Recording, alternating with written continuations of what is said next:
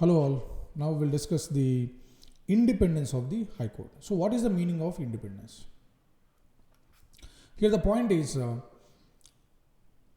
other organs of the government apart from the judiciary should not involve in the matters of the judiciary. That is called independence. So to ensure that the constitution has provided some provisions to curtail the involvement of executive and legislature in the matters of the judiciary. So you may have a question. What is the need for the independence of a high court? The independence of a high court is very essential for effective discharge of the duties assigned to it.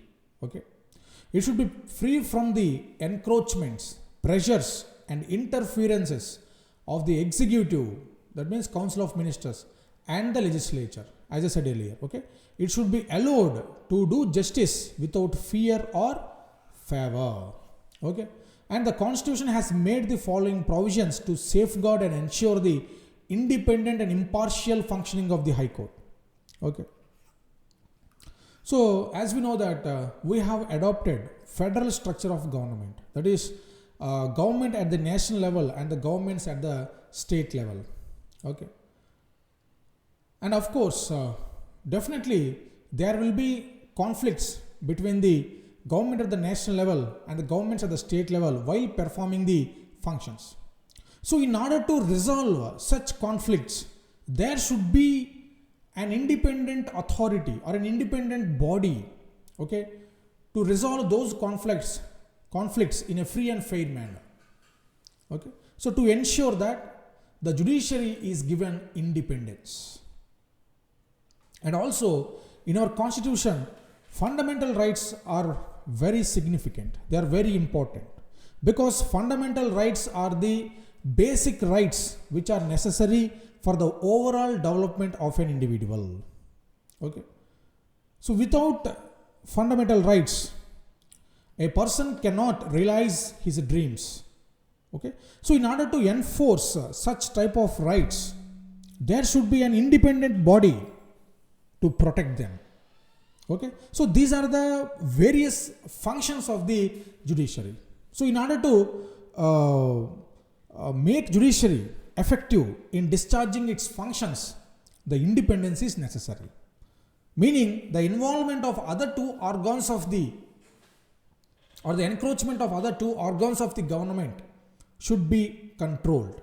Then only the judiciary will function effectively and efficiently. So now we will see what are the provisions which are provided by the constitution to ensure the independence of the High Court. The first thing is mode of appointment. So the judges of a High Court are appointed by the president, which means the cabinet, meaning the president performs his duties on advice, aid and advice of the cabinet. We know this. In consultation with the members of the judiciary itself, that is Chief Justice of India and the Chief Justice of the High Court. This provision curtails the absolute discretion of the executive as well as ensures that the judicial appointments are not based on any political or practical considerations. As I said earlier, the advice given by the collegium is binding on the president, meaning in the appointment of the judges of the courts, there is no involvement of executive. There is absence of political interference. So this ensures, this mode of appointment, the process of appointment of judges ensures the independence of the judiciary. Am I clear? Right. So next provision which makes the judiciary independent is security of tenure. The judges of a High Court are provided with the security of tenure. They can be removed from the office by the president only in the manner on the grounds mentioned in the constitution. We discussed this earlier, right? So the removal of a judge of a High Court is a very difficult process. This means that they do not hold their office during the pleasure of the president. That means the president cannot remove the judges, though he appoints the judges on his discretion. So and this is obvious from the fact that no judge of a High Court has been removed so far. That means though president appoints the judge of a High Court, he cannot remove on his discretion the judge of a High Court. The judge of a High Court can be removed only after following a particular procedure. Okay, and of course that procedure is very difficult. Already we discussed it. Okay, in that way, the security of tenure ensures the independence of the judiciary. Okay, right. And the next provision is fixed service conditions. That means the service conditions cannot be altered to the disadvantages of the judges after their appointment by the parliament. Meaning, parliament is empowered to make changes in the service conditions. However, it cannot make the changes in disadvantage to the judges after their appointment. Okay, so in this way, fixed service conditions ensures the independence of the judiciary. Okay, and expenses charged on the consolidated fund of India. That means, okay, so for the judges of the Supreme Court, the expenditure is charged on the consolidated fund of India, whereas for the judges of the state high courts, the expenditure is charged on the consolidated fund of the state. Okay, and of course they are non-votable by the state legislature. Okay, so it should be noted here that the pension of a high court judge is charged on the consolidated fund of India, not on the state. Very, very important, my dear students. The salaries and remaining everything except pension is charged on the consolidated fund of the state, whereas the pension of the judge of a high court is charged on the consolidated fund of India. Very, very important. Okay. Next, in this way, the expenses charged on the consolidated fund ensures the independence of judiciary. And next, conduct of judges cannot be discussed. That means it will lead to contempt of court. Okay, that means the court can issue penalty in case of contempt of court. Okay, right. So then ban on practice after retirement. Okay, so the retired permanent judges of a high court are prohibited from pleading or acting in any court or before any authority in India except the Supreme Court and the other high courts. Please note this point. Except the Supreme Court and the other high courts. Other high courts means the high courts where the retired judge concerned hasn't performed his duties. Okay, so this ensures that they do not favor anyone in the hope of future favor. So please remember this.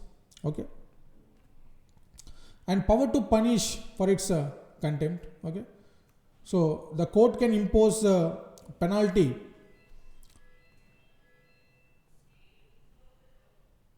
the court can impose a penalty on the person whoever shows dissent in the sense a dissent which is irrational, a dissent which is not sensible in nature, can be punished by the court.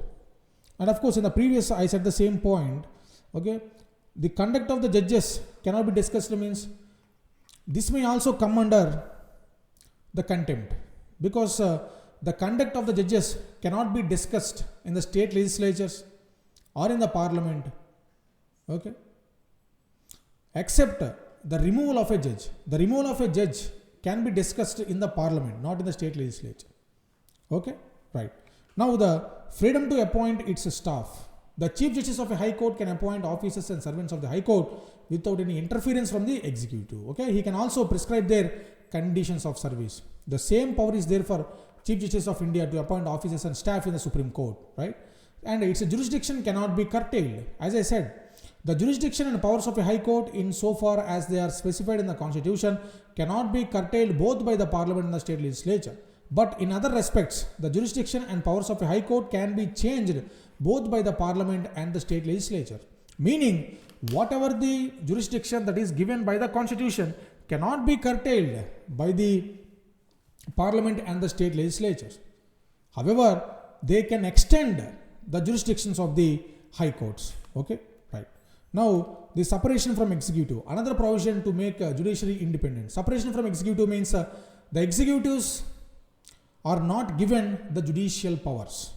Okay, so the constitution directs the state to take steps to separate the judiciary from the executive in public services. And of course, in 1970s, the executive and judiciary are separated, meaning the executive, the judicial powers of the executive have been taken back, have been taken back by the parliament through an act. Okay, so this means that the executive authority should not possess the judicial powers. That is the meaning of separation from executive. Okay, and consequent upon its implementation, the role of executive authorities in judicial administration came to an end.